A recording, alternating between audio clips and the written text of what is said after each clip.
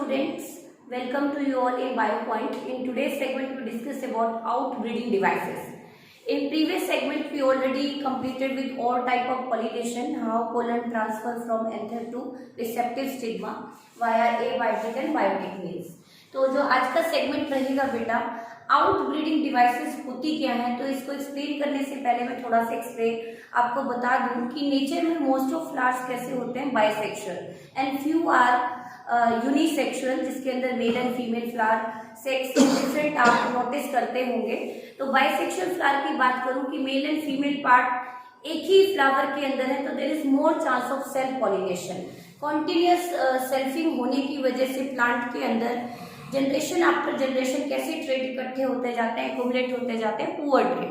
Hence to prevent inbreeding depression, hence to prevent recessive trait और accumulation of recessive trait in progeny, plant कुछ adaptation करता है, कुछ due course of time plants ने कुछ इस तरह की मॉडिफिकेशन की ताकि वो इन ब्रीडिंग डिप्रेशन को प्रिवेंट कर सके, सेल्फ पॉलिनेशन को प्रिवेंट कर सके। So before going over the different means of outbreeding devices, first of all come over the definition of outbreeding devices. How can you define outbreeding devices? तो outbreeding devices को समझने से पहले आप definition देख लेते हैं, फिर पहुंचेंगे कि इसकी नीड क्यों पड़ी। Are those devices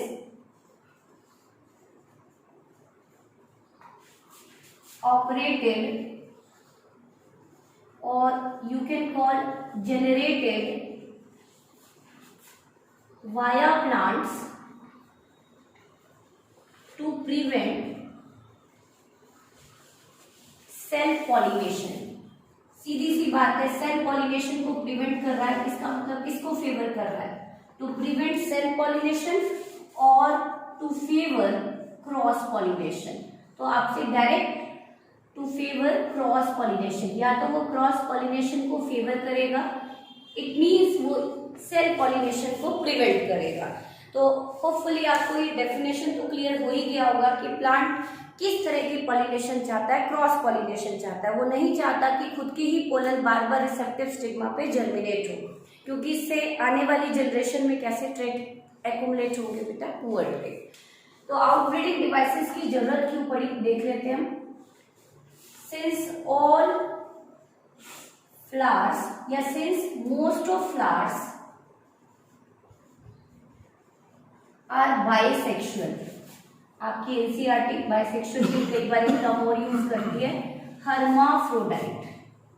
since most of flowers are hermaphrodite means complete flower having both sexes, male as well as female, that is stamen as well as pistil. तो most of flowers are bisexual and these types of flower lead to continuous selfing। Selfing के लिए एक और term हम use करते हैं, inbreeding. Continuous selfing और inbreeding, खुद के ही प्लांट के पोलन बार बार स्टिग्मा पे जर्मिनेट कर रहे हैं, इनब्रीडिंग होती जा रही है, तो कैसी ट्रेट आने वाली है प्रोजेनी में उसके बारे में देखते हैं। लीड टू कॉन्टिन्यूस सेल्फिंग और इनब्रीडिंग, और यदि यही प्रोसेस चलती रही तो क्या होने वाला है, due to continuous inbreeding, you can write down, due to continuous inbreeding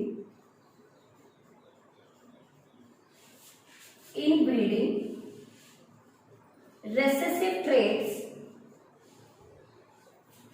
आप लोगों ने जेनेटिक्स में लोअर क्लास में पढ़ा होगा होमोजाइगस ट्रेट और heterozygous trait.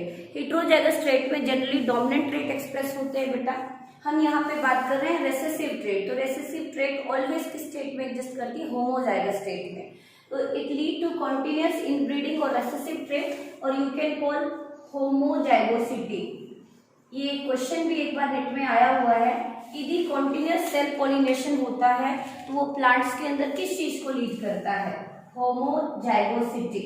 Homozygosity and most of या all recessive trait exist in homozygous state. Due to continuous inbreeding, recessive trait start accumulating in progeny, and this is said to be inbreeding depression. इस phenomena को क्या बोलते हैं? Inbreeding depression.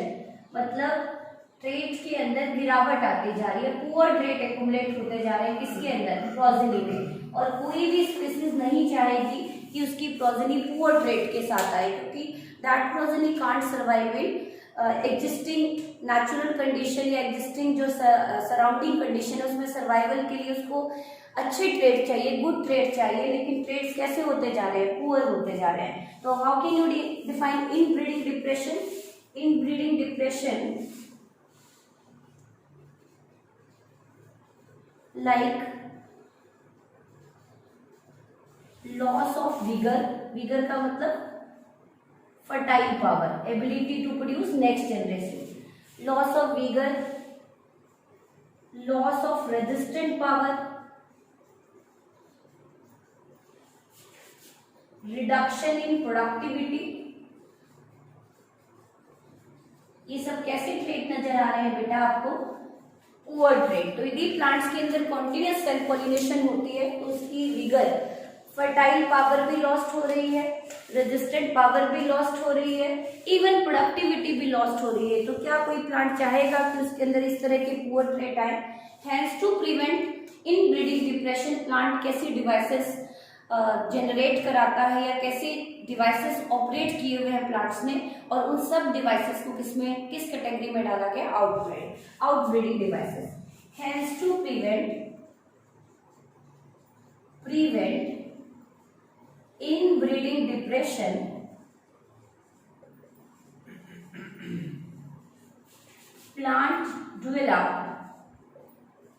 various plant develop different devices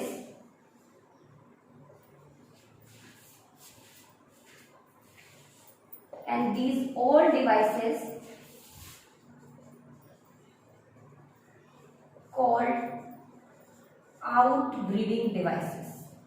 एक बार फिर से बता देती हूँ मैं, आउटब्रीडिंग डिवाइसेस वो डिवाइसेस हैं जिनके अंदर प्लांट्स अपने प्रोजेनी में पुअर ट्रेट को एक्यूमुलेट होने नहीं देता। दैट मीन्स वो प्रिवेंट करता है सेल पॉलिनेशन, ऑटोगेमी को, जिजनोगेमी को, और फेवर करता है किसको? जीनोगेमी को। तो आप ओवरऑल मैं लिख सकती हूँ इसको शॉर्ट में, आउटब्रीडिंग डिवाइसेस फेवर जीनोगेमी। और मैं आपको बता ही चुकी थी जीनोगेमी क्या होता है? Transfer of pollen from mature anther to receptive stigma of another plant of the same species। यहाँ पे pollination to different genetically different plant में हो रही है of the same species। That type of pollination is xenogamy। Now come over the different type of outbreeding devices। Now come over the explanation of different means of outbreeding devices। सबसे पहले आ जाती है कि किन प्लांट के अंदर 100% cross pollination होने वाला है बेटा। तो आपको पता ही है कि जो फ्लावर यूनिसेक्सुअल है, जिनमें male and female plant distinct है, definitely they must go through xenogamy, they must show cross pollination. तो सबसे पहला आ जाता है यूनिसेक्सुअलिटी, जिसके लिए आपकी बुक एनसीईआरटी एक टर्म बोलती है डायोसिस। डायोसियस प्लांट 100% कैसे पॉलिनेशन को शो करते हैं बेटा? क्रॉस। ध्यान से देखिए मैं यहाँ पे क्या कह रही हूँ। डायोसियस प्लांट इनमें male and female plant distinct है एंड बियरिंग यूनिसेक्सुअल फ्लावर। यहाँ पे आप लिख लेते हैं dioecy and sometime it is also said to be dicliny. Dicliny, पहले मैं इन दोनों में डिफरेंस बता दूं क्या होता है। डाइक्लाइनिंग मीन्स, लिखें आप फटाफट, डाइक्लाइनिंग means occurrence of different flower, either male or female flowers, different sex flower on same plant और ऑन डिफरेंट प्लांट। ध्यान से सुने मैं क्या कहने वाली हूँ। ऑलरेडी हम डिस्कस कर चुके हैं बेटा जीनोगेमी में कि मैं इस पॉइंट के थ्रू आपको क्या एक्सप्लेन करने वाली हूँ। मैं एक्सप्लेन करने वाली हूँ कि कुछ प्लांट तो होते हैं bisexual but they bear unisexual flower, जिनको आप मोनोशियस कहते हो। मोनोशियस प्लांट्स आपकी एनसीईआरटी एग्जाम्पल देती है मोनोशियस प्लांट का, कैस्टर एंड जियामेज, मक्का, कैस्टर एंड जियामेज मक्का जिसको बोलते हो, कौन बोलते हो आप जिसको, monoecious plant, here male and female flower are distinct but present on same plant. मतलब यहाँ पे प्लांट तो आपका बाइसेक्सुअल है, लेकिन फ्लावर कैसा है आपका बेटा, unisexual. Here flower is unisexual but plant is bisexual. यहाँ पे मैंने एक टर्म लिखा बेटा कि फ्लावर के सेक्स तो डिफरेंट है, या तो वो मेल फ्लावर है या वो फीमेल फ्लावर है, लेकिन प्लांट कैसा है आपका, बाइसेक्सुअल। यहाँ पे मैंने कहा कि डिफरेंट प्लांट, तो इसको हमने क्या कहा, dioecious plant.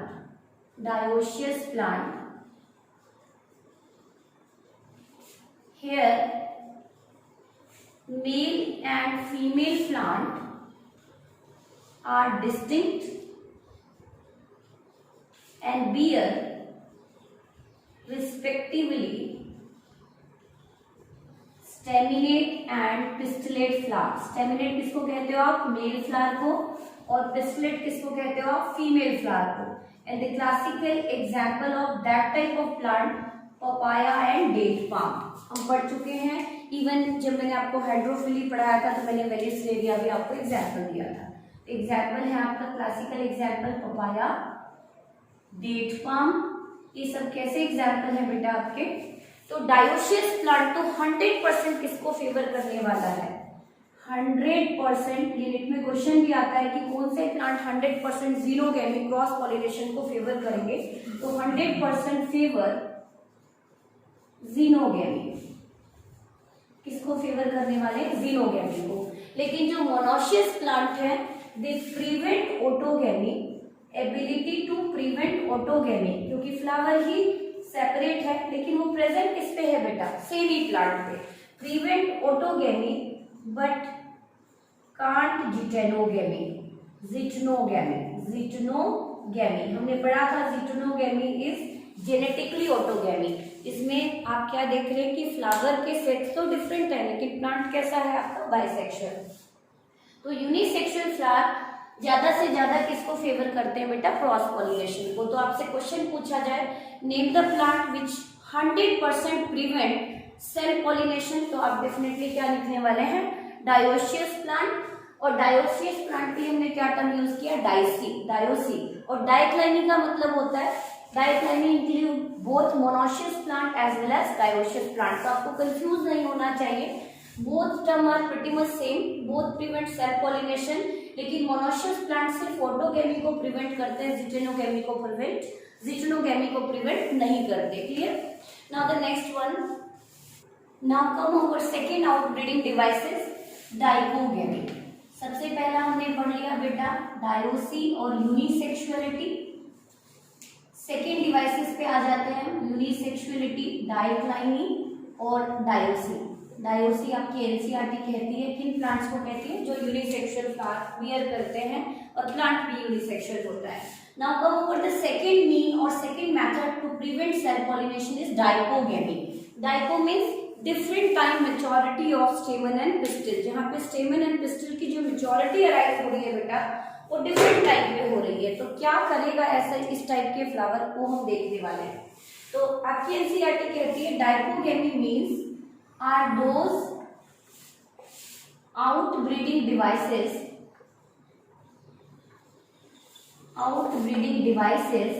in which maturity of anther and receptivity of stigma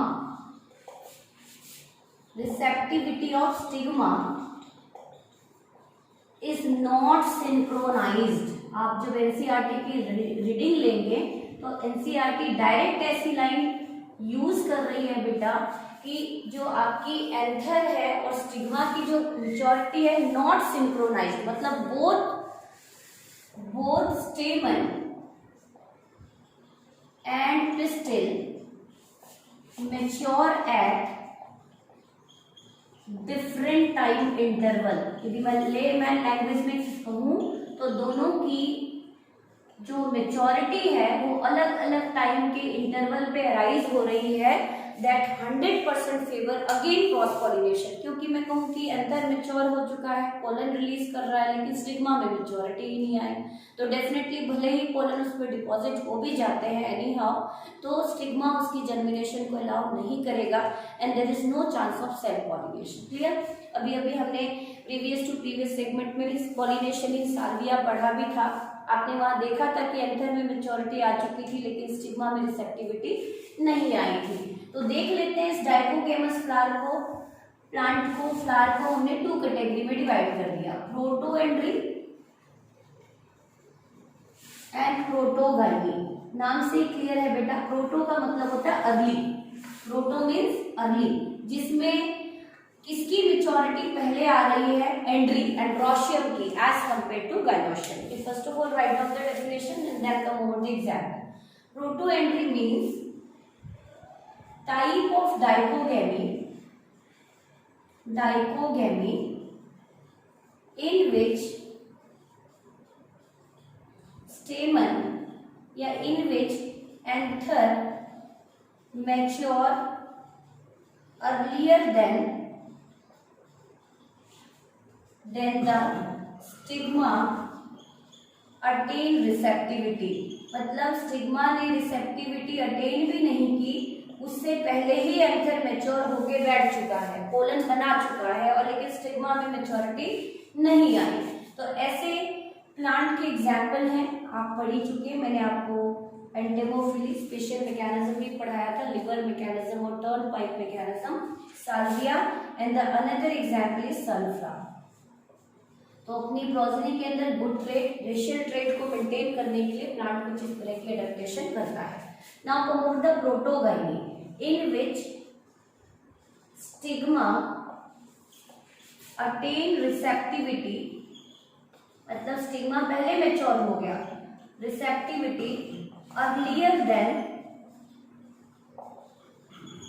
the maturity of anther, मतलब एंथर के अंदर अभी पोलन बन भी नहीं रहे, शुरू भी नहीं हुए और स्टिग्मा मैच्योर होकर बैठ चुकी है, रिसेप्टिव हो चुकी है। तो कहीं से भी पोलन आए, उसी की स्पीसीज की किसी अदर प्लांट से पोलन पहुंचे, वो मैच्योर हो जाएगी, उसको जर्मिनेट करा देगी। And the example is mirabilis जलापा। इसके बारे में हम एक क्लासिकल एग्जाम्पल भी पढ़ेंगे बेटा जेनेटिक्स में। मिराबिलिस जलापा, जिसको हम 4 o'clock प्लांट कहते हैं, ये एक बहुत ही यूनिक फिनोमिना शो करता है, इनकम्प्लीट डोमिनेंस। मेंडल के लॉ ऑफ डोमिनेंस को ये फॉलो नहीं करता। जेनेटिक्स चैप्टर नंबर 5 में डिटेल में पढ़ेंगे। 4 o'clock प्लांट, क्लियर? तो ये आपने सेकेंड मीन पढ़ा, होपफुली आपको डाइकोगेमी क्लियर हो गया होगा। Now come over the third mean, herkogamy. हर्को का मतलब होता है मैकेनिकल बैरियर, मतलब there is a mechanical barrier between anther and stigma. कुछ ना कुछ ऐसा बैरियर है जिसको प्लांट ओवरकम नहीं कर सकता। They must require pollinating agency, और पॉलिनेटिंग एजेंसी किन किन में इन्वॉल्व होती है आपको पता ही है, जिटनोगेमी और आपके जीनोगेमी में। क्लियर? तो herkogamy means mechanical barrier between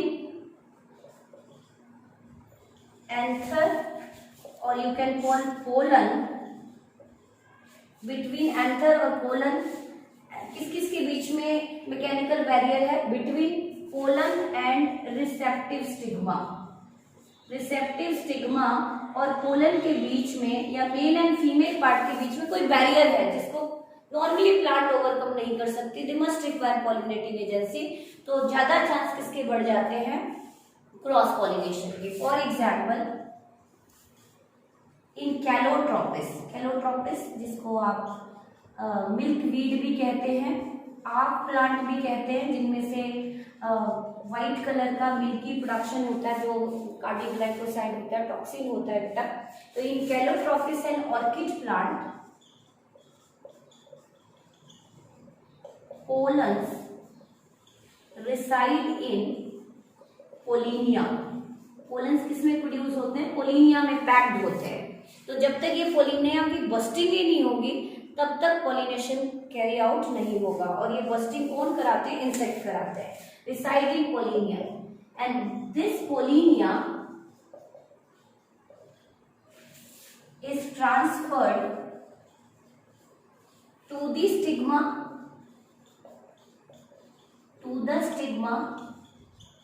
only via insects and further cause release of pollen।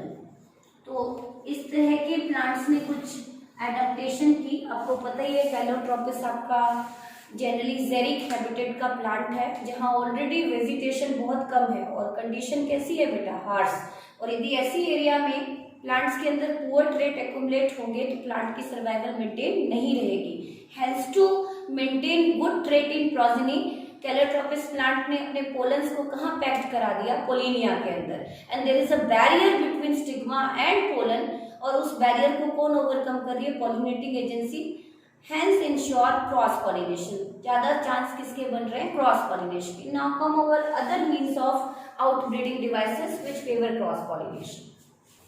Now come over the fourth mean of outbreeding devices, prepotency। Pre का मतलब क्या होता है बेटा? अर्ली। पोटेंसी का मतलब पोटेंशियल, एबिलिटी, जिसमें स्टिग्मा की जो एबिलिटी है किसको अलाउ कर रही है जर्मिनेशन? पहले किसी अदर प्लांट के पोलन को as compare to own pollen. ध्यान से समझना मैं क्या कह रही हूँ।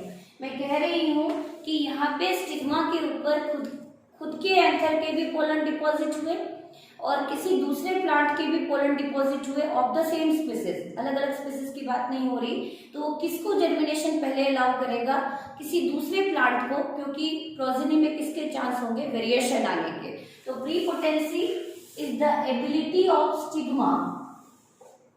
ये किसकी एबिलिटी है बेटा? Ability of stigma.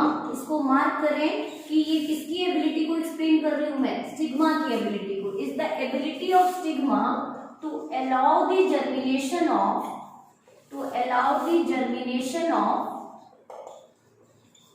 Pollens of other plant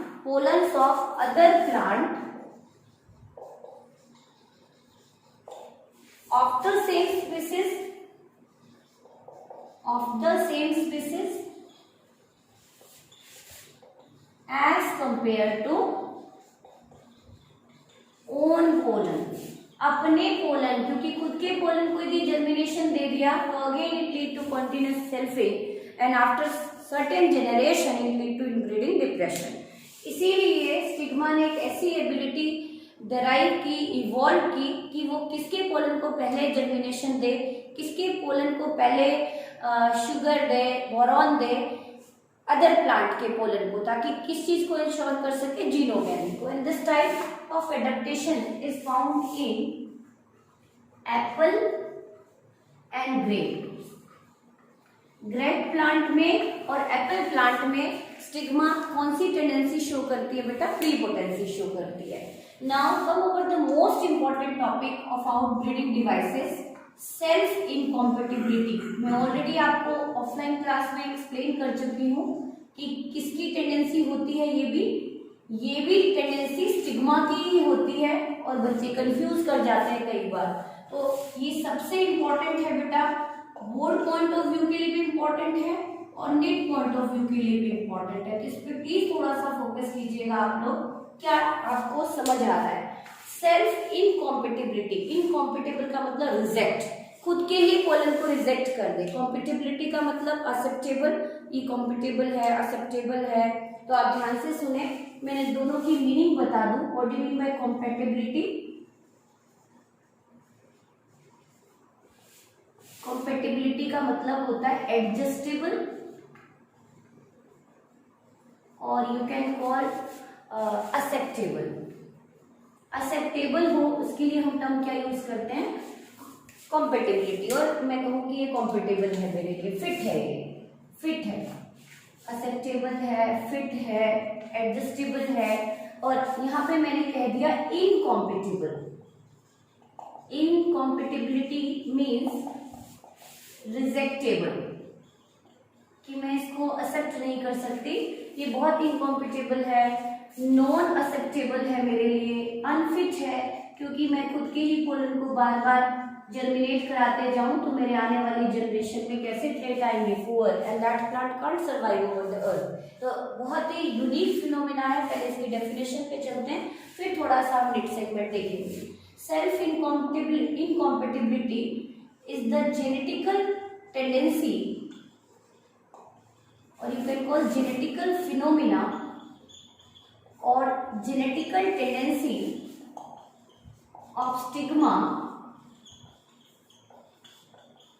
मैं किसकी जेनेटिकल टेंडेंसी कह रही हूँ? स्टिग्मा की कह रही हूँ बेटा। ऊपर भी मैंने स्टिग्मा की कहा था, एबिलिटी ऑफ स्टिग्मा, यहाँ पे मैंने कैसी टेंडेंसी कह दिया? Genetical tendency of stigma to disallow, अपने ही पोलन को डिसअलाउ कर दिया, मैं नहीं देती इसको कुछ खाने पीने के लिए, to disallow the germination of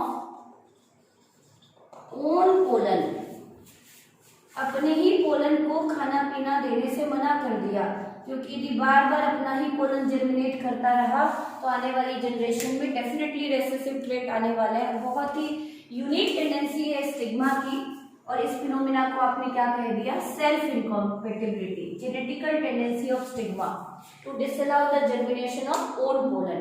इसको समझ लेते हैं थोड़ा सा, ऐसा क्यों कहा और कैसे हुआ ये, तो रीजन क्या है, कॉज क्या है। पहले तो इसकी नीड क्यों हुई बेटा?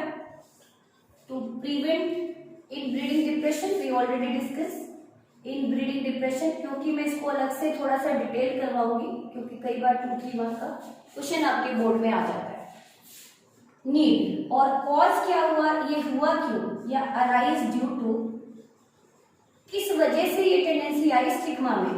Arise due to activation of sterile gene. ध्यान से देखिए, मैं आपको भी समझाऊंगी किस तरह से स्ट्राइल जीन एक्टिवेट होते हैं और कितने टाइप की इनकॉम्पेटिबिलिटी होती है। वैसे तो टाइप ऑफ इनकॉम्पेटिबिलिटी आपके सिलेबस में नहीं है, फिर भी आप समझ ले। तो पहले आ जाते हैं टाइप्स ऑफ सेल्फ इनकॉम्पेटिबिलिटी। थोड़ा सा नॉट इन योर सिलेबस, लेकिन आपको आ जाए तो भी ठीक है, अच्छी बात होगी आपके लिए। टाइप्स ऑफ सेल्फ इनकॉम्पेटिबिलिटी की बात करें तो 2 टाइप की होती है बेटा।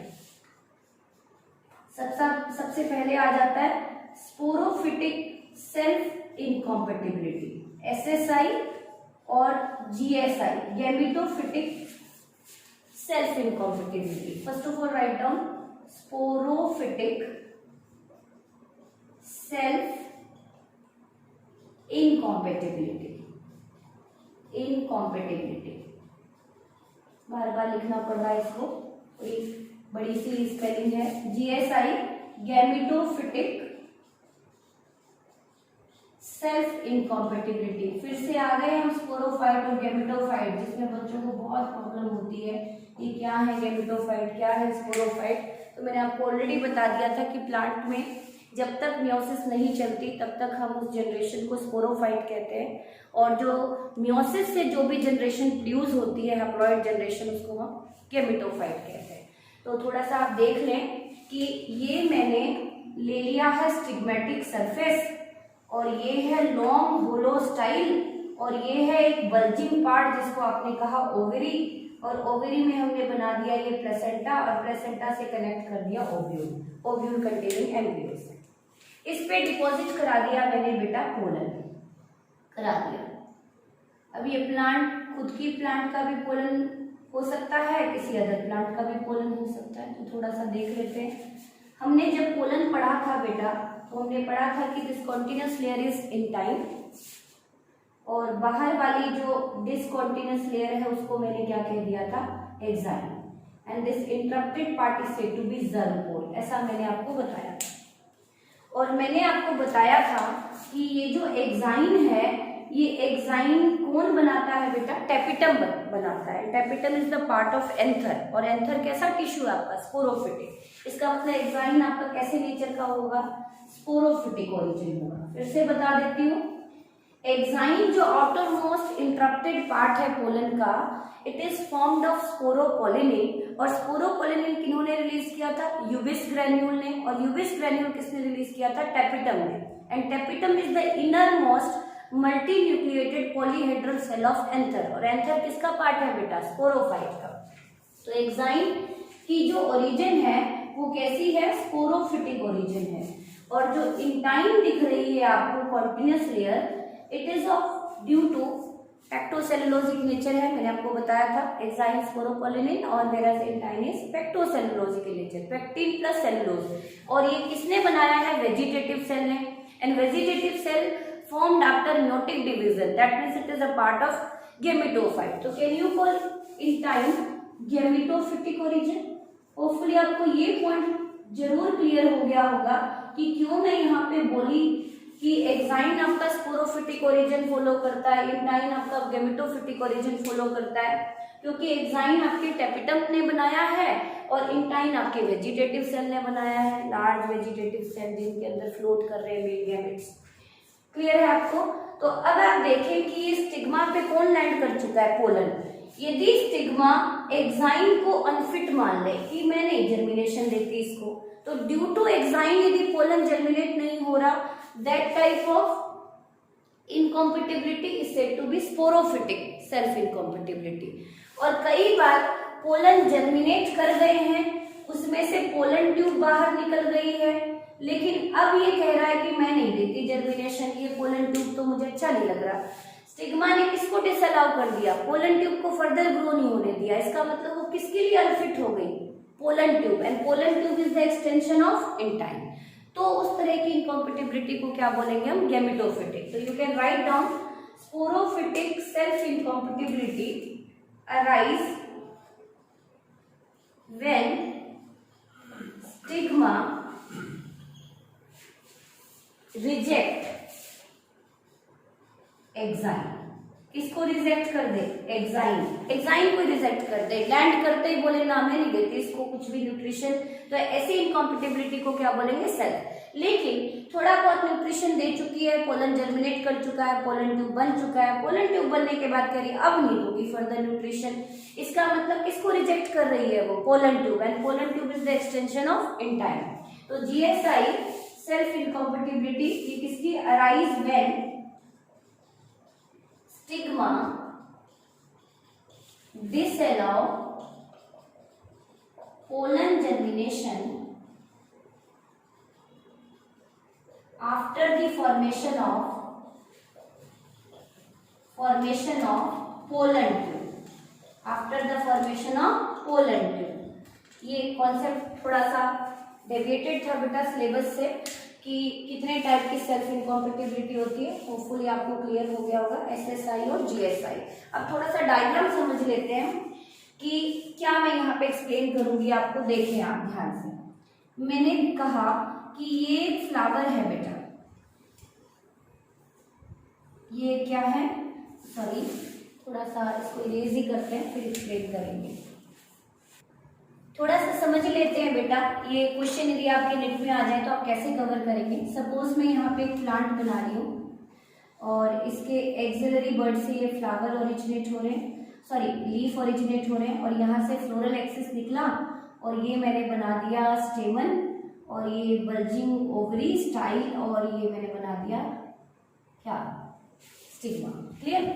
फिर उसी तरह से मैंने एक और प्लांट बना दिया बेटा, यहाँ से क्या ओरिजिनेट हो रहा है? लीफ। फिर से मैंने कहा कि एक फ्लावर को थोड़ा डिफरेंट कलर से दिखा देते हैं हम। ये बना दिया मैंने स्टेमन जिसमें पोलन की फॉर्मेशन हो रही है, ये मैंने बना दिया ओवरी, और ये स्टाइल, और ये क्या बना दिया? Sorry stigma. क्या बना दिया? स्टिग्मा। फिर हम एक और प्लांट बना लेते हैं बेटा, जिसके अंदर फिर से आपको थोड़ा लीफ दिखा देते हैं और एक फ्लावर दिखा देते हैं, अलग कलर से दिखाएंगे ताकि जेनेटिकल फिनोमिना को एक्सप्लेन करना इजी रहे। क्लियर? ये आपको दिख रहा होगा। तो मैंने कहा कि ये तीनों के तीनों प्लांट सेम स्पीसीज के हैं, लेकिन जेनेटिक वेरिएशन है इनके अंदर। और मैंने कहा कि जो सेल्फ इनकॉम्पिटिबिलिटी अराइज होती है due to activation of style gene. Activation of style gene, मैंने कहा कि स्टाइल जीन कभी कभी स्टिग्मा एक्टिवेट करा लेता है, किसको प्रिवेंट करने के लिए, inbreeding depression. And these style gene are S1, S2, S3, S4, S5, S6 so on, कोई भी जीन हो सकता है।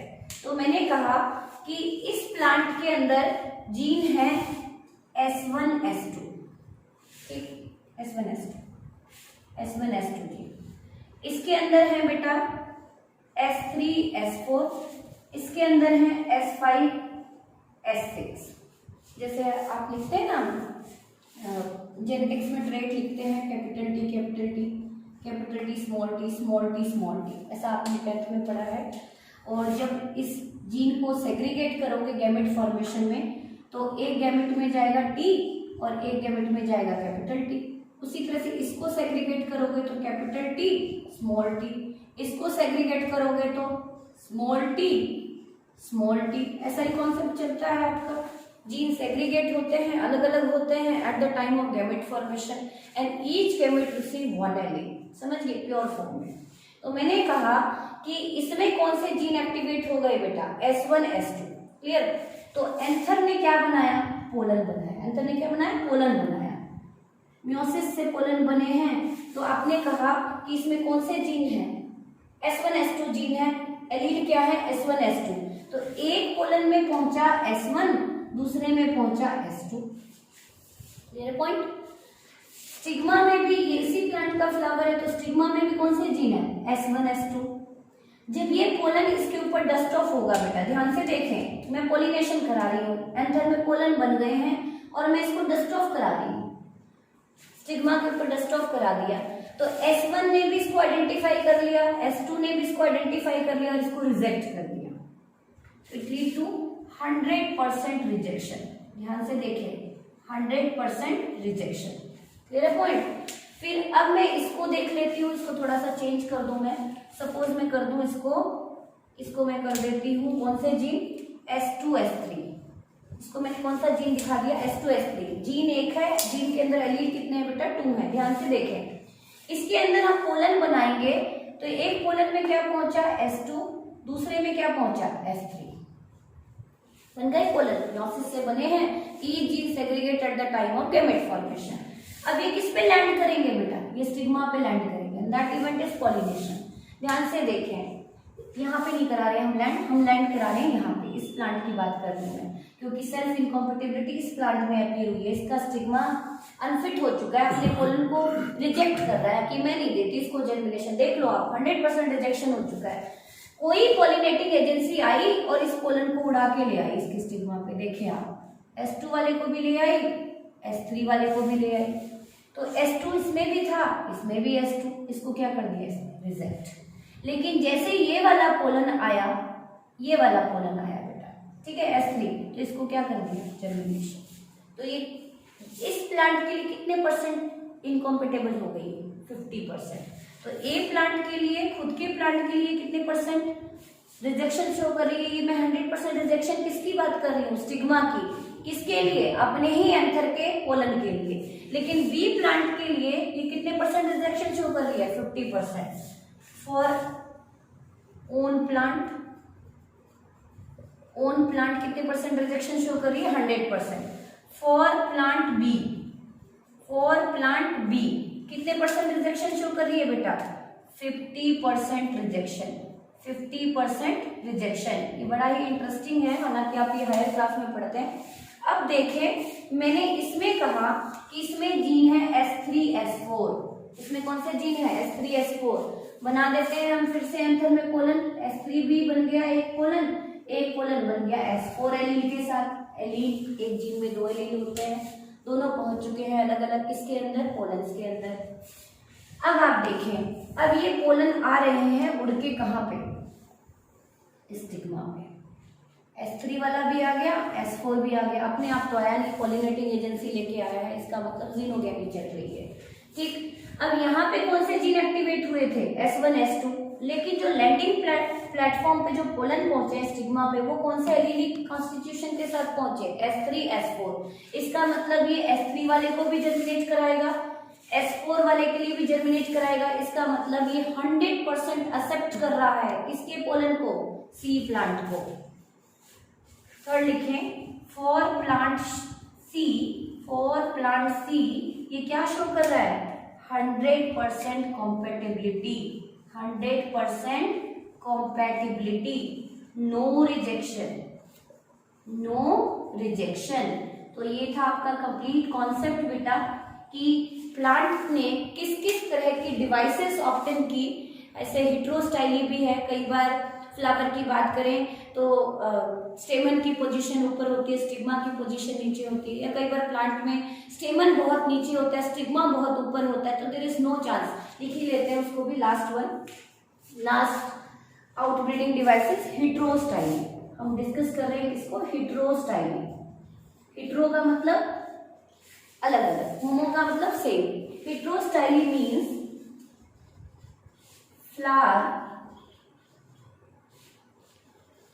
containing stamen and pistil at different platform।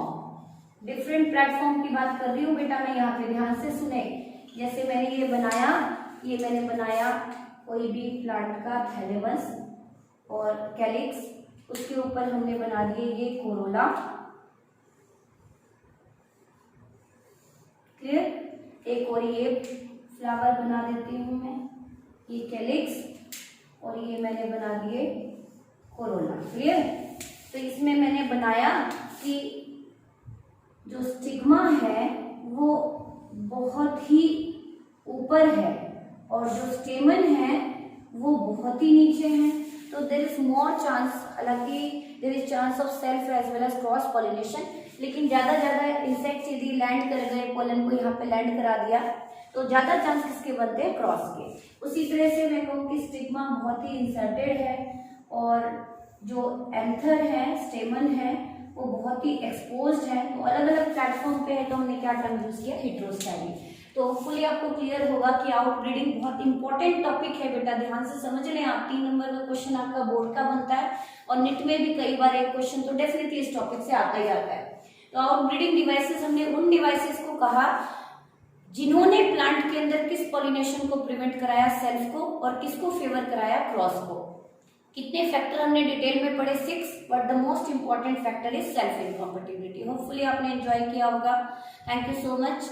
और नेक्स्ट सेगमेंट में हम पढ़ेंगे पोलन पिस्टल इंटरेक्शन।